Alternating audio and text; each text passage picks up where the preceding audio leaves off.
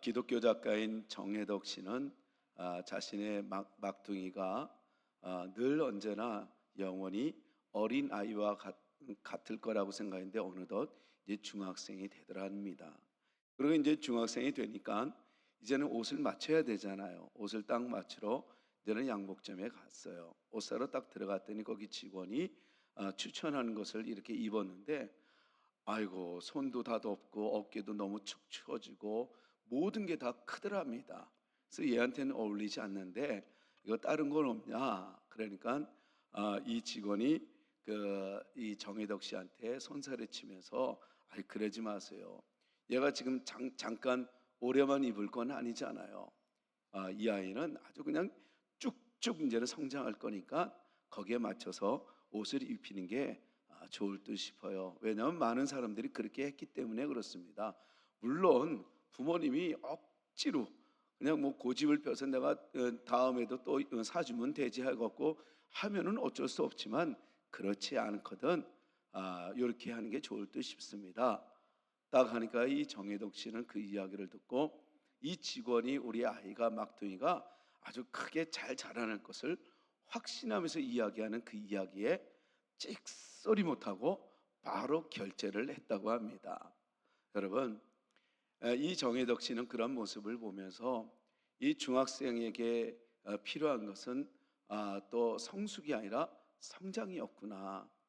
그리고 질풍노도와 같이 열심히 달려가는 이 자라나는 그 중학생에게는 성장이지 성숙은 오직 바로 나 같은 중년에 있는 사람들에게 필요한 단어이겠구나. 그러면서 자기 자신을 이렇게 되돌아보았다고 합니다.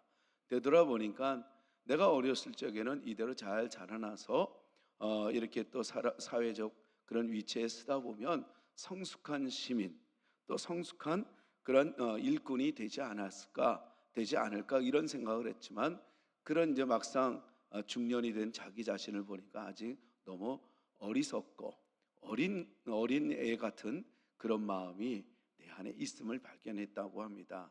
그러면서 성숙은 삶으로 증명해 보이는 게 성숙이 아닌가. 따라서 하나님의 그 말씀을 우리가 생각하면서 이 성숙한 사람은 생각과 말과 행동에 사랑과 정의가 균형을 이루는 사람이다.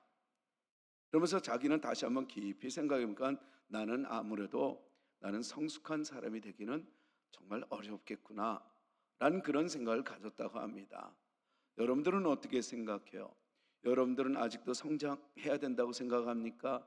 아니면 여러분들 이 정혜덕 씨처럼 성장은 질풍노도로 달려가고 있는 사춘기 아이들, 젊은 아이들에게 필요한 거고, 성숙은 정말 중년일수록 필요한 그런 단어다라고 여기고 있습니까?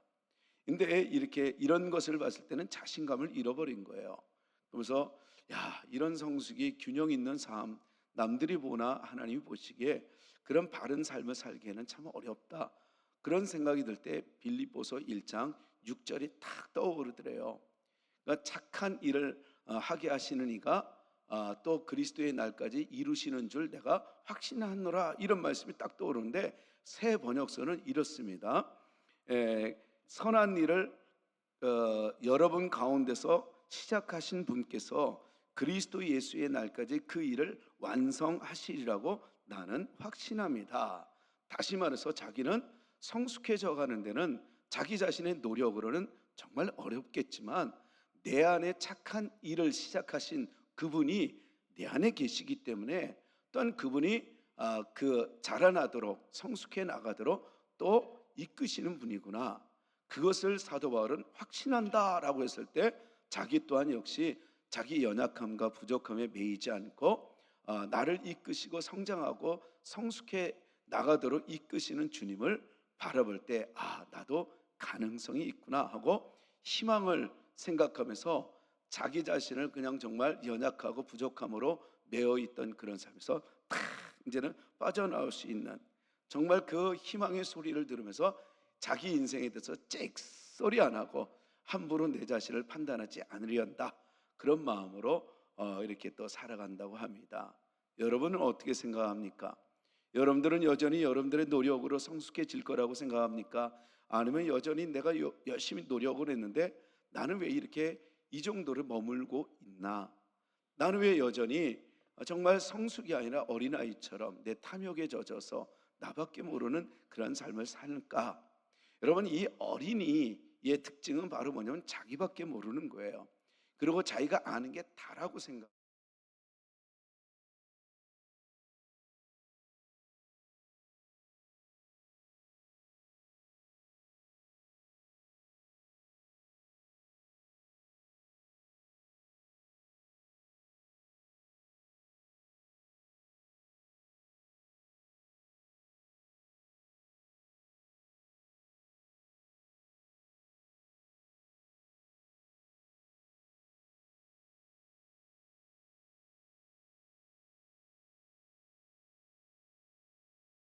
나한테 줘. 그러면 내가 딱 때에 맞춰서 너 필요한 것 내가 줄게. 그러면 맛있는 것도 사줄게. 그러면 그래 엄마, 그리고 딱 주는 게 어린아이예요. 그런데 이 아이가 통찰력이 있어요. 이 아이가 성숙해졌어요. 이 아이가 정말 어른들처럼 잘 알아요. 이거 우리 엄마가 이건 내가 많이 세뱃돈으로 받았으니까 이거를 또 당신이 또 이제는 쓰려고. 그리고 또 나한테 이거 지금 뭐 맛있는 거 사준다고 하지만 내가 보기엔 그건 아니야. 이런 이 지혜를 가지고 이런 지식으로 자라나는 아이가 있을까요? 그거 그렇게 흔치가 않아요. 어린아이는 당장 눈에 보이는 것만 이렇게 쫓게 돼 있어요. 더 큰 걸 찾는다는 거는 이건 불가능해져. 그리고 별것도 아닌 것 같고 무서워하는 게 어린아이들 아니겠어요? 또 별거 아닌 것 같고 별것을 자기가 갖고 있는데도 소중한 줄 모르고 바꿔가는 게, 그게 바로 어린아이들의 특징이라고 볼 수가 있습니다. 그러니까 오늘 이 본문도 역시 그렇습니다. 사도 바울은 하나님을 이제 알았다는 거예요. 그래서 그 전에 자기 자신은 정말 이 구원, 그러니까 오직 내가 그리고 온 인류가 추구하고 있는 영생, 그리고 또 모든 철학과 그리고 신학과 모든 사람들이 추구하는 그 궁극적 목적, 그 행복, 그 구원, 영생, 생명, 이 즐거운 삶, 행복한 삶, 이거를 얻으려고 사람들은 노력을 한다는 거예요. 그 유대인들도 역시 마찬가지입니다. 그 율법을 하나님이 주셨기 때문에 그 율법을 제대로 행하면 이런 구원과 생명 그리고 이 행복을 얻을 수 있겠구나. 왜요? 여러분, 하나님을 만나야 사람들은 궁극적으로 행복을 경험하거든요. 그러니까 이 하나님을 만나려면 그 행복을 내가 이제 얻으려면 하나님을 만나야 되고, 또 하나님을 만나야 행복을 얻는다면 그럼 하나님이 원하는 게 뭘까? 율법이었구나. 그래서 이들은 율법을 지키려고 온갖 이 노력을 많이 합니다. 그런데도 불구하고 율법을 지키려고 하면 할수록 더더욱 자기의 그 연약함에 매몰되죠. 그래서 나는 한심하다, 나는 부족하다, 나는 왜 이렇게 하나님의 뜻대로 살지 못하지 하고 늘 언제나 자기의 연약함에 빠져들 수가 있다는 겁니다. 그런데 그런 걸 경험하다가 어느 날 이 다메섹 도상 길가에 지나가다가 이 사도 바울이 하나님을, 예수님을 그만 만나요. 그리고 나서 이제 예수님을 만나고 나서 그 얻어진 그 구원, 그 영생, 그 행복, 그 만족, 그 기쁨, 그동안에 자기가 아무리 노력해도 얻을 수 없는 그 행복이 예수님을 만나고 나니까 그게 들어오더랍니다. 너무 행복했던 거예요. 내가 이걸 잊을 수 없다는 거예요. 그래서 복음을 전하는 터에 이제는 이 빌립보 교인들이 이제는 이 사도 바울이 복음을 전하다가 감옥에 들으니까 근심 걱정이 한 걱정을 한 거예요. 그런데 그러지 마라. 나는 감옥에 있으나 감옥 바깥에 있으나 사람들에게 영광을 받으나 사람들에게 핍박을 받으나 나 상관없어. 난 육체의 여부는 나는 늘 그리스도 안에 있거든. 늘 주님 안에 있기 때문에 난 자유할 수 있어. 나는 언제나 일어설 수 있고 나는 행복해. 나는 기쁘단 말이야. 너희들도 나를 본받아서 늘 주 안에서 기뻐하렴. 이게 이제 편지를 쓴 게 이게 빌립보예요. 근데 이 빌립보서 이제 3장을 넘어가면서 이제 1장, 2장 그 앞절에도 이제는 사람들이 자꾸만 빌립보 교회도 이런 헛소문들이 들리는 거예요. 잘못된 소문들이. 그게 바로 뭐냐면 사람이 율법을 지켜서 아니면 노력해서 구원과 행복, 즐거움 그리고 만족을 얻을 수 있다는 이야기가 자꾸만 들리는 거예요. 그래서 이제는 이왕이면 구원받으려면, 이왕이면 예수를 믿어도 할례를 받아야 돼. 이왕 예수를 믿으면 그래도 율법은 지켜야 돼. 막 자꾸만 이런 이야기가 들리는 거예요. 그러면 행복해질 수 있고 하나님을 만날 수 있고 그다음에 만족할 수 있다라고 얘기하니까, 본격적으로 오늘 본문에 이제 사도 바울은 그거 아니라는 거예요. 진짜로 우리가 노력해서 성숙할 수 있고, 우리가 노력해서 우리가 어느 정도 그 위치에 성숙한 시민이 될 수 있다면 노력해야지 당연히. 근데 너희들 나와봐봐. 나만큼 노력한 사람이 있으면 나와봐. 그게 쓴 게 이제는 4절, 5절, 6절이에요. 그러면서 이제는 뭐라고 얘기해요? 내가 육체를 신뢰할 만하면 나처럼 이런 사람이 어디 있어? 라고 하면서 5절, 6절에 이렇게 자랑을 해요. 그러니까 유대인들이 가장 부러워하고 존경하고, 모든 사람들이 그래도 존중할 수밖에 없는 그 여건, 조건, 구원의 조건, 하나님을 만날 수 있는 조건, 그 다음에 행복을 얻을 수 있는 그 조건은 바로 오늘 5절과 6절에 사도 바울은 다 갖고 있었다는 걸 얘기해요. 마치 이런 거예요. 여러분들이 지금 제일 부러워하는 게 뭐예요? 아니면 세상 사람들이 가장 부러워하는 게 뭐예요? 돈 많은 거, 그 다음에 명예, 그 다음에 예뻐지는 거, 남자들은 인기 있는 거, 그 다음에 또 뭐가 있을까요? 모든 것을 다 사람들이 부러워하는 걸 갖추고 있으면 저 사람은 행복하지 않을까 생각할 수 있잖아요. 그러면 어떻게 생각해요? 그러면 그 사람 되게 행복하지 않을까 이런 생각 할 수 있잖아요. 그래서 우리는 그들처럼 살려고 노력하잖아요. 노력을 하는데 아니라는 거예요. 직접 그것을 가진 사람들을 보라는 거예요. 돈이 많은 사람들을 보면 오히려 그 속에 들어가면 더 타락해요. 성숙한 시민의식이 없어요. 성숙한 이 가정의식이 없는 거예요. 명예 그 속에 들어가면 오히려 더 갈급하고 텅 비고 그 자리 빼앗길까 봐 전전긍긍하고, 이게 현실이에요. 이 사도 바울이 지금 그걸 얘기하고 있는 거예요. 그러면서 나는 내가 육체로 신뢰하고 자랑할 만한 것, 구원을 얻을 수 있는 거라면 나 이렇단다 라고 얘기하는 5절 6절 한번 읽어보실래요? 시작. 나는 8일 만에 뭐를 했어요? 할례를 받고, 할례 받아야 구원받을 거라고 생각해? 나 8일 만에 할례 받았어. 그 다음에요, 이스라엘 족속이요, 베냐민 지파요, 히브리 중에 히브리인이요, 율법으로는 바리새인이요, 열심으로는 교회를 박해하고, 율법의 의로는 흠이 없는 자래요. 그러니까 너희들이 바라보는 그런 육체적 그런 구원의 관점에서 보면 나만큼 흠이 없는 완전한 자 있으면 나와봐, 이랬단 말이에요. 그런데 이렇게 이 구원과 행복을 얻으려고 갖춘 이 조건이 만약에 육체에 있었더라면 나는 행복했어야 돼. 나는 구원과 영생을 얻었어야 돼. 나는 하나님을 만났어야 돼. 근데 하나님을 만나려고 노력을 하면 했지만 내 노력으로는 결국은 만날 수가 없더라. 이걸 얘기하는 거예요. 그러면서 구원에 이르기 위해서는 우리의 노력이 아니었다. 그럴 것 같았으면 내가 진짜 이 복을 누렸지. 근데 아니더라. 늘 텅 빈 마음, 늘 공허하고, 그리고 만족스럽지 못하고, 왜 그렇게 가진 것 같아도 내 손을 되돌아보면 꼭 빈손 같고 허무하고 너무 괴롭더라. 그러면서 이제는 그가 이제 7절, 8절, 9절에 이제는 얘기를 해요. 그 조건이 바로 이런 거였다는 거예요. 그러면서 우리 7절 한번 읽어보시길래요? 우리 다 같이 7절 시작. 그러나 무엇이든지 내게 유익하던 것을 내가 그리스도를 위하여 다 해로 여길 뿐더러. 이 소리는 뭐예요? 무엇이든지 내게 유익했던 것, 너희들이 그렇게 부러워했던 내 학벌, 너희들이 그렇게 부러워했던 내 명예, 너희들이 그렇게 부러웠던 내 위치. 그는 사도 바울은 그때는 젊은 나이에 최고의 학자였어요. 명예로도 모든 사람들이 부러운 위치에 있었어요. 자기는 다 갖췄다는 거예요. 그런데 알고 보니까 이게 나를 행복하게 못하더라. 그래서 내가 속았다는 거예요. 이제는 내가 다시는 이거는 해로 여긴다는 거예요. 그런데 내가 주님을 만났더니, 그리스도를 만났더니, 그동안에 알지 못했던 그 은혜의 삶, 행복한 삶, 이 기쁨의 삶이 이렇게 시작되더라. 그래서 내가 그 은혜를, 그 그리스도를, 그 구원을, 그 행복을 빼앗기지 않기 위해서, 그걸 내가 놓치지 않기 위해서 이제부터는 내가 노력하고 내가 세상에서 주는 것들은 오히려 이제는 해로 여길 거라는 거예요. 오히려 내게 있으면 그것은 해라는 거예요. 그러면서 우리 8절 한번 읽어보십시다. 8절 시작.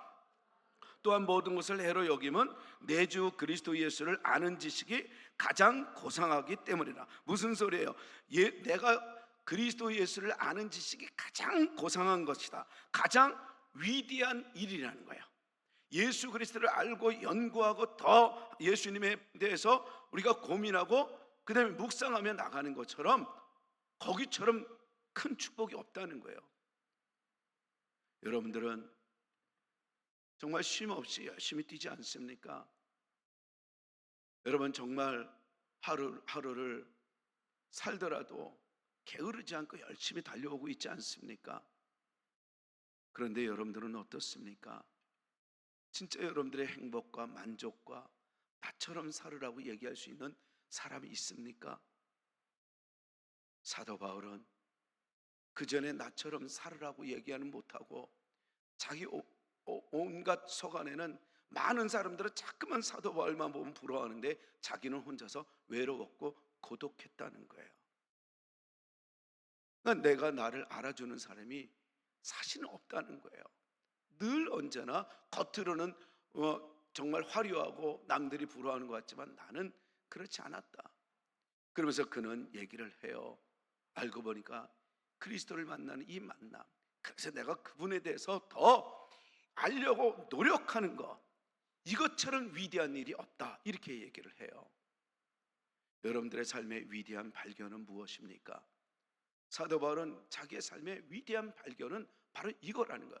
내 생명까지 바쳐서라도 이분을 내가 놓치지 않으려는 그 은혜가 여러분 내 인생에서 최고의 위대한 발견 아니겠습니까? 그래서 알렉산더 프레밍도 어느 날 정말 식어간, 정말 이제는 이제는 점점 먹을 수 없는 그런 이 빵 조각에서 가만히 보니까 푸른 곰팡이가 있는 거예요. 그래서 거기서 항생제, 이거를 발견할 줄 누가 알았겠어요? 당대의 그 의학계, 과학계는 센세이션이에요. 여러분 지금도 항생제가 없으면 우리는 폐혈증 쉽게 걸릴 수 있잖아요. 그러니 이 알렉산더 프레밍이 얼마나 그런 일을 지대한 그 역할을 했는지 많은 사람들이 존경을 해요. 그래서 기자들이 질문을 던져요. 이 세상에 있어서 살아가는데 지금 엄청난 걸 발견했는데 우리 선생님은 살아가면서 지금까지 살아가면서 가장 위대한 발견이 무엇입니까? 이거 말고 또 있습니까? 라는 그런 질문을 그 기자에게 얘기하잖아요. 기자가 이 알렉산더 프레밍의 질문을 던지잖아요. 그러니까 이 알렉산더 프레밍이 이런 얘기를 해요. 내가 살아가면서 내가 가장 나에게 행복을 주고 삶의 의미를, 삶의 맛을 느끼는 그런 놀라운 위대한 발견이 하나 있는데 그게 바로 나는 죄인이고 그리스도는 나를 위해서 십자가에 못 박혀 죽으시고 내 인생의 주인임을 발견한 그날, 나는 그날이 내 인생에서 가장 위대한 발견이라고 여깁니다. 혹시 그 위대한 일, 그리스도를 아는 지식이 가장 고상한 일인 줄 알고 모든 것을 내어 버릴 만큼의 열정이 있는 사람들은 지금 행복할 것이고, 그런 열정이 없어서 오늘도 예배하는 여러분들 있다면 여러분들은 오늘 수지 맞은 거예요.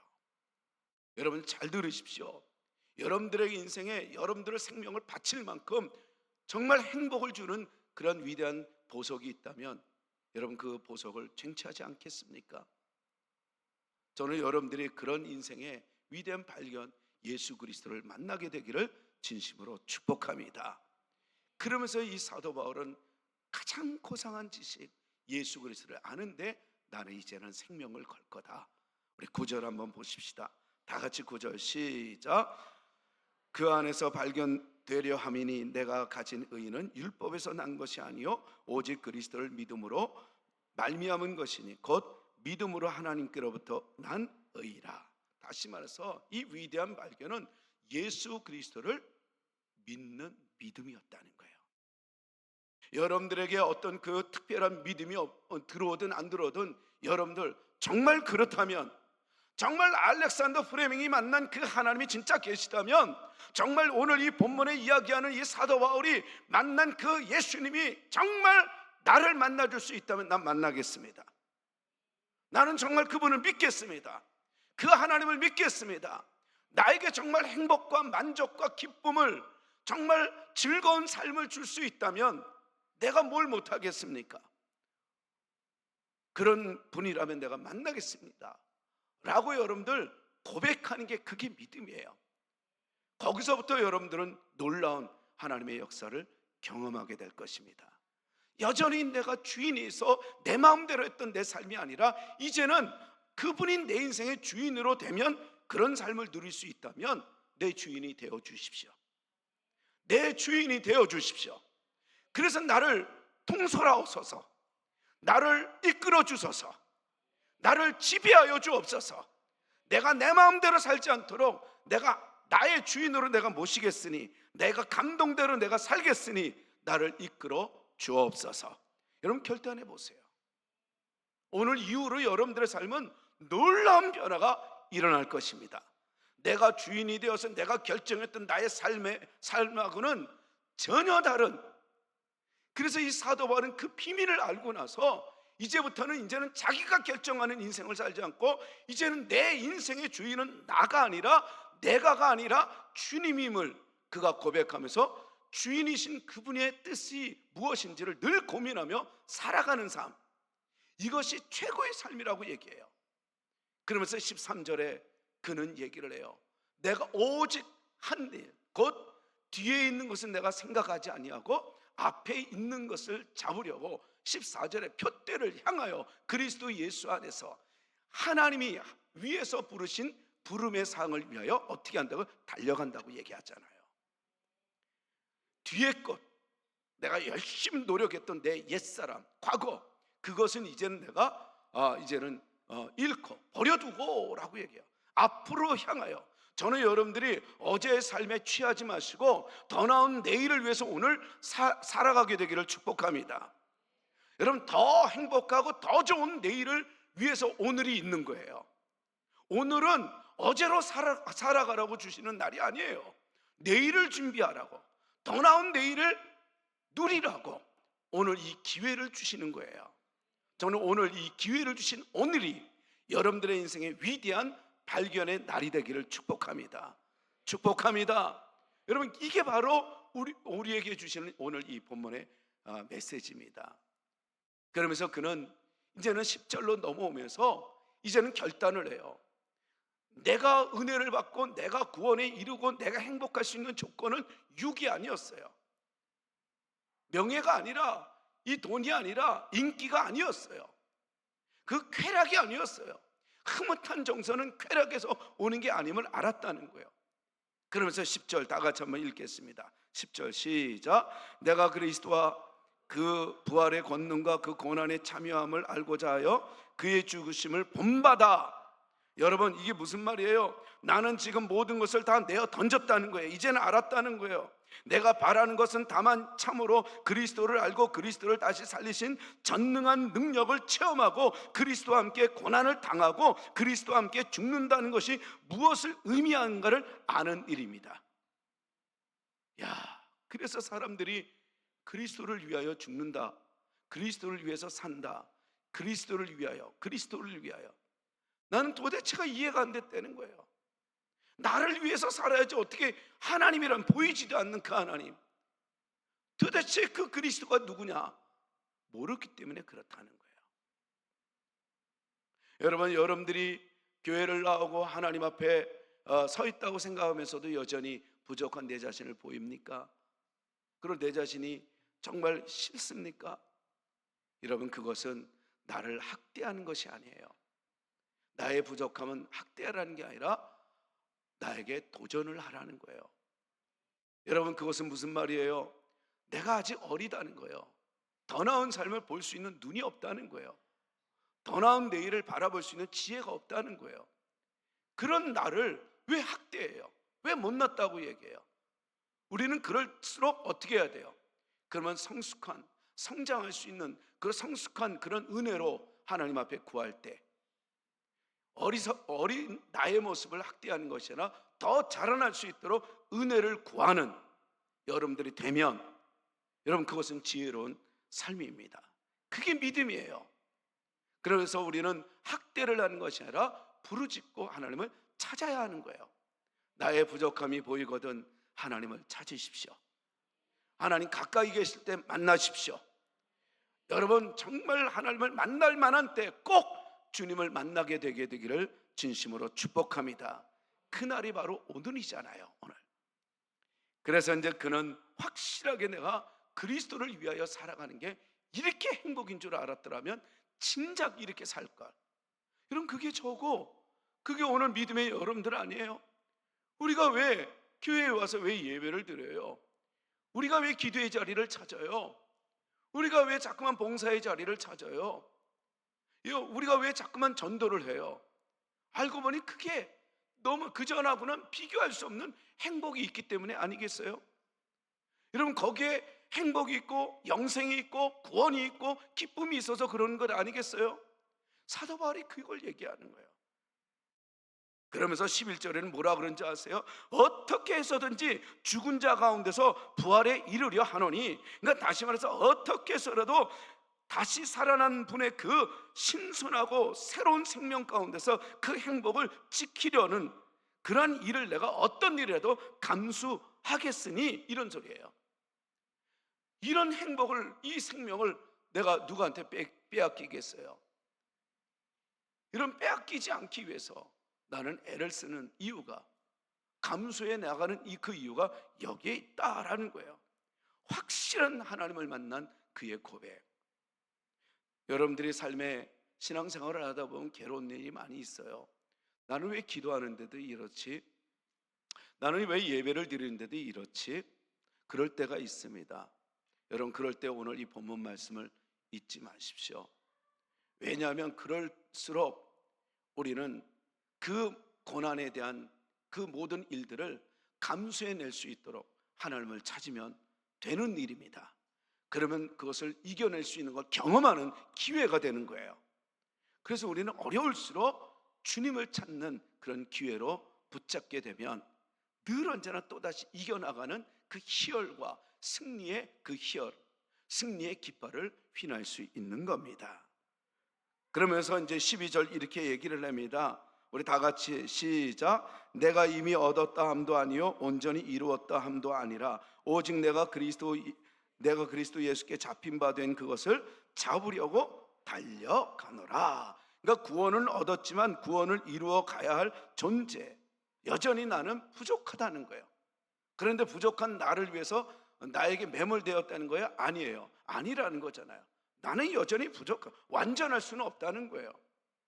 그러나 내가 부족하지만 나는 여전히 지금은 그 구원의 완전한 행복은 아니지만 이 행복을 이미 경험했기 때문에 이거를 지키기 위해서 나는 오늘도 달려간다. 신앙생활을 굳건히 지키고 만다, 이런 말이에요. 여러분, 어떤 상황이어도 신앙을 지키는 이것은 바로 영생을 놓치지 않으려는, 그 축복을 놓치지 않으려는, 그 은혜를 놓치지 않으려는 애씀이에요. 저는 여러분들이 이미 구원됐고 행복은 이미 주어졌어요. 예수를 믿는 믿음으로 이미 우리에게는 영생이 주어졌습니다.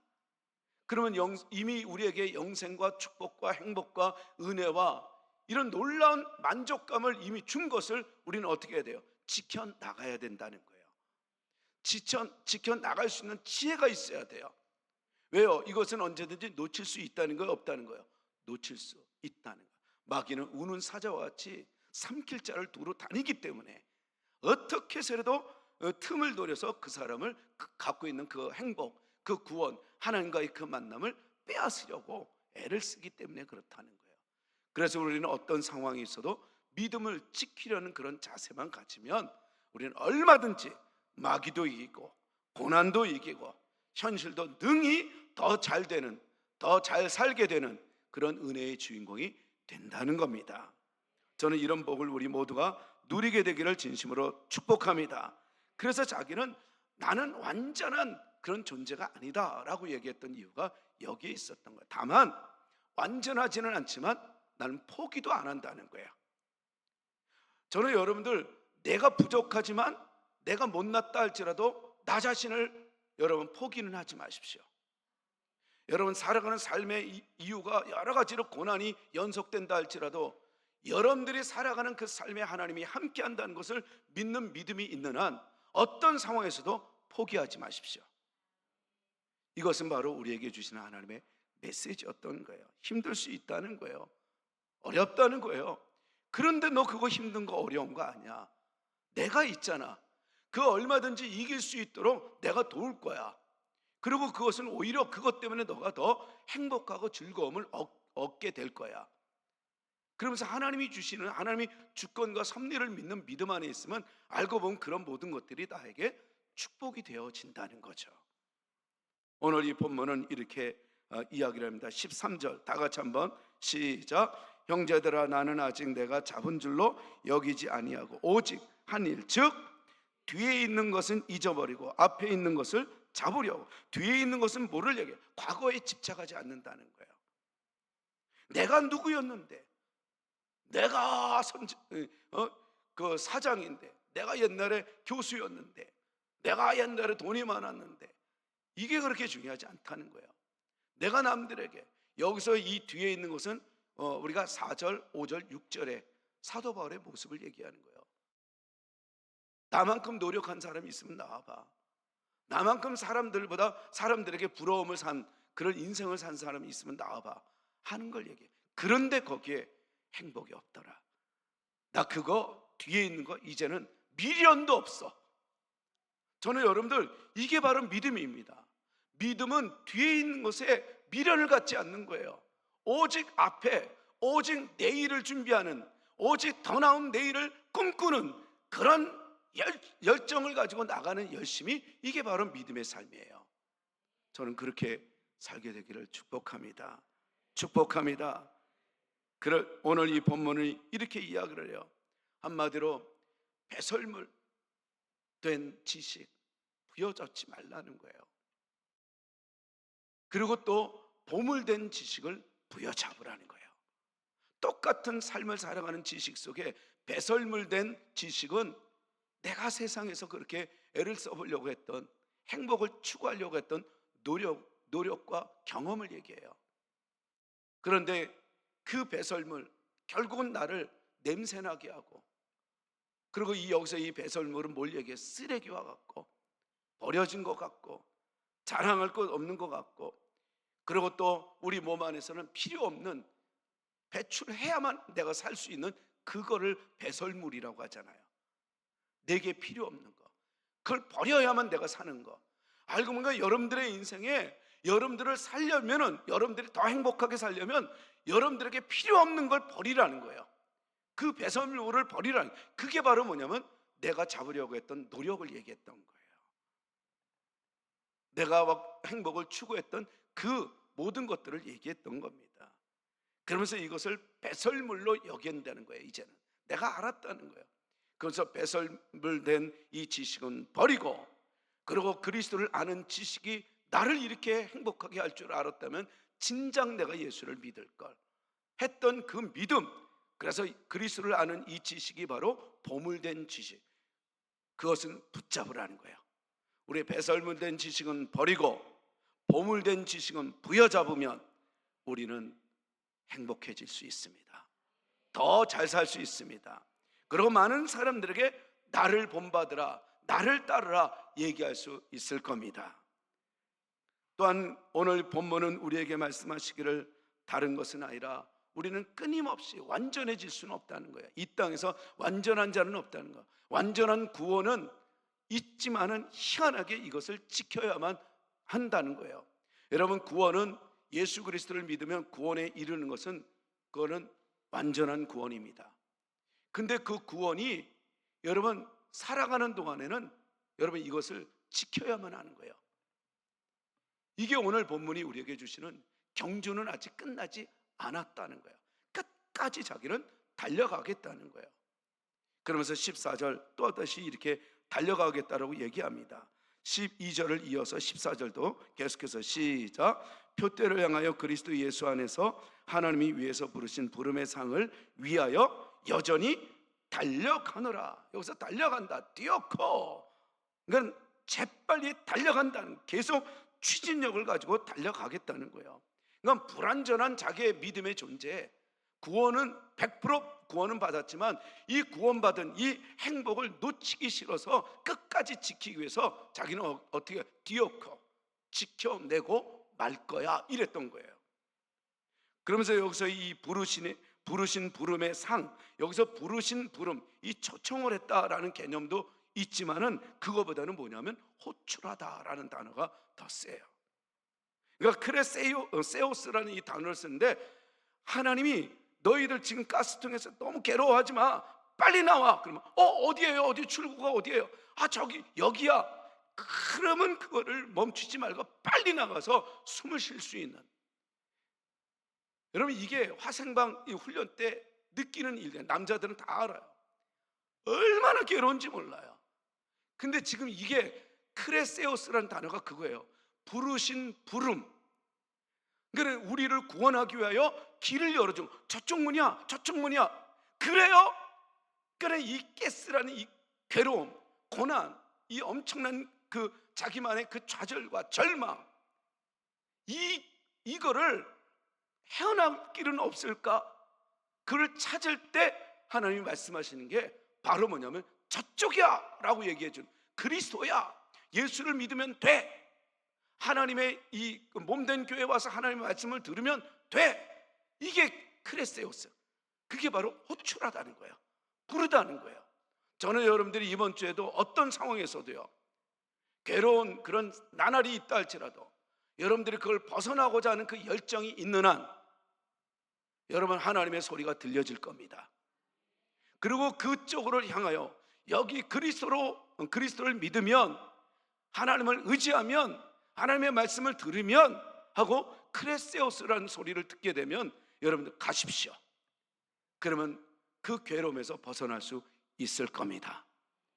주님의 그 가르치시는 그 지시로 여러분들 순종해 보십시오. 이 사도 바울은 그곳을 향하여 자기는 끊임없이 달려가겠다는 이야기입니다. 그래서 오늘 이 본문이 우리에게 마지막 이렇게 얘기를 했던 겁니다. 사랑하는 성도 여러분, 오늘 이렇게 말씀을 마치려고 해요. 내 인생에 정말 가장 행복하고 싶었던 그런 열정, 여러분들은 그런 열정이 있다면 오늘 크레세오스, 하나님의 음성을 들으십시오. 그것을 빠져나올 수 있는 이 고난의 문, 좌절의 문, 절망의 문, 그러나 자꾸만 왜 이렇게 나는 헛되지 않은 그 헛된 그 삶에서 빠져나오려는 그 열정이 있으면 여러분들 잘 들으십시오. 그 열정을 가지고 하나님이 가르치는 그 지시, 바로 그리스도께 나가, 그리스도를 믿어, 그리스도를 의지해. 그분이 내 문제를 해결해 줄 거야. 그리고 그리스도라는 그 믿음의 문을 팍 차고 딱 나가면 그 화학 반응으로 괴로웠던 그 방에서 시원한 공기를 마실 수 있는 것처럼 주님을 만나면 생각지 못했던 행복을 경험하게 됩니다. 여러분, 이 화학 이제는 그 반응을 보면 그 깨끗한 이 물에다가 그 잉크 같은 어떤 화학제를 딱 뿌려요. 그러니까 이 둘 다 금방 깨끗한 물이 시커매, 이제 정말 이제 혼탁한 그런 물이 되잖아요. 그런데 이 한쪽에는 깨끗한 물을 계속 부어요. 계속 부니까 점점 이게 넘쳐 흐르니까 나중에는 깨끗한 물이 되기까지는 시간이 좀 오래 걸려요. 그런데 깨끗한 물이 돼야 안 돼요? 깨끗한 물이 돼요. 근데 또 하나의 저희 실험 그 컵에는 그냥 이 깨끗한 물을 부지 않고 어떤 그 중화제를 하나 똑 떨어뜨리더라고요. 여러분들 그런 거 본 적 있죠? 실험하다 보면 중화제를 하나 똑 떨어뜨리니까 잉크같이 혼탁하게 만든 색깔이 쪼르르 가더니 이렇게 몇 번 흔드니까 하얗게 다시 깨끗한 물이 되더라는 거예요. 뭘 의미해요? 내 삶에 이 혼탁한 나의 삶에 정말 이렇게 교회를 나오고 하나님의 말씀을 믿는 그 믿음이 있는 한 언젠가는 여러분 그 믿음이 여러분들을 깨끗하고 영생을 얻게 하고 행복한 삶으로 이끌어 갈 것입니다. 그런데 여기에는 시간이 필요해요. 근데 그거보다 더 빨리 하나님의 은혜를 경험하고 더 오늘 이 사도 바울의 이 모습처럼 더 큰 은혜를 정말 이 땅을 살아가는데 이왕이면 살 맛이 나도록 살려면 여러분 어떻게 중화제처럼 예수 그리스도의 그 은혜를 더 사모하는 믿음을 가져보십시오. 그리고 그 사모하는 그 믿음으로 여러분 교회뿐만이 아니라 여러분 전도의 자리, 기도의 자리, 그리고 교회 행사의 자리에 적극적으로 여러분들 참여해 보십시오. 그 열정이 어느덧 여러분들을 더 빨리 행복하게 만들어 줄 것입니다. 마지막 제가 영상 1분짜리 영상을 하나 보고 우리 함께 기도했으면 좋겠어요. 그 영상을 한번 보여주십시오.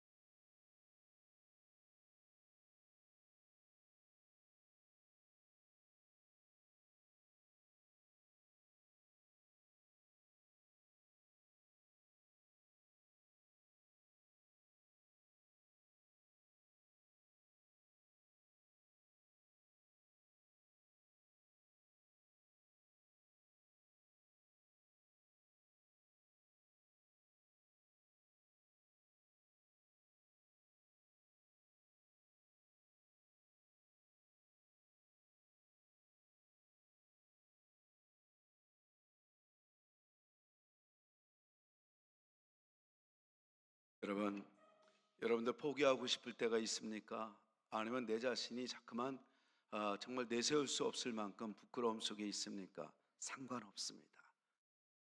여러분 내가 정말 자랑할 만한 팔다리가 없는 정말 초췌한 내 모습이라고 여길지라도 잊지 마십시오. 주님이 함께하면 여러분들은 또다시 일어설 수 있습니다. 사도 바울은 그 비밀을 알았어요. 그래서 그 행복을 경험했던 그 행복을 놓치고 싶지 않아서 어떤 상황이어도 자신은 자기의 연약함에 매몰되지 않고 예수님을 주인으로 모시며 그 길만이 살 길임을 알기에 포기하지 않고 끝까지 달려가겠노라고 고백합니다. 그 고백과 함께 우리 함께 이 시간에 이런 찬양을 같이 했으면 좋겠어요. 찬양 속의 내용은 이렇습니다. 주 우리와 함께 하시네. 그래서 우리는 주님을 경배할 겁니다. 우리가 이 가사는 띄워주지만 이 내용은 여러분들 주보에 보면 나와 있습니다. 그 주보를 보면서 같이 찬양했으면 좋겠어요. 여러분 어떤 상황이 와도 주님을 만나야 우리는 살아날 수 있습니다. 주님을 만나야 회복할 수 있습니다. 주님을 만나야 치유받을 수 있어요. 주님을 만나야 우리는 일어설 수 있습니다. 주님을 만나야 우리는 만족할 수 있습니다. 행복할 수 있어요. 그 주님은 바로 이 시간에 우리와 함께 하십니다. 주 여기 운행하시네. 같이 한번 찬양합시다.